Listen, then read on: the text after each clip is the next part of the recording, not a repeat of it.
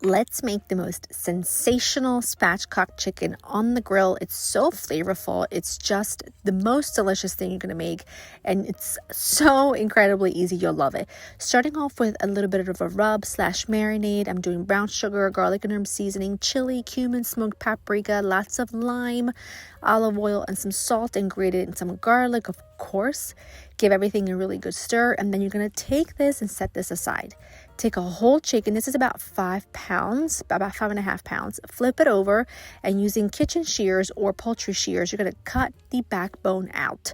I try to leave as much footage as I could, but you basically just run your kitchen shears, or I should say your poultry shears, on either side of that backbone, and then the whole thing comes right out. And please do not get rid of it.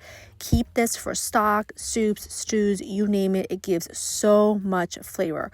Set that aside, and then you'll take your chicken, you'll flip it over, and you kind of open up the legs, and then you're going to take your body weight pretty much and just press the top of the breast until it cracks and it's all one even thickness. And you're going to go ahead and pop this into a container. I like to use a 9x13-inch roasting pan. I feel like it's a perfect vessel for this.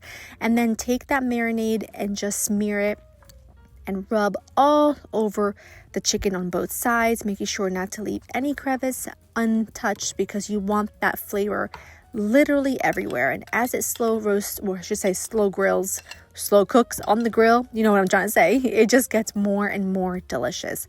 I like to wrap this up and let it sit in the fridge for about 6 hours, or even overnight would be amazing. And before you're ready to put this on the grill, make sure you are preheating your grill so that it's really hot and ready for you. Now, what I do is I take the grill. I have 4 burners on my grill, so I light 2 of them as high as they go.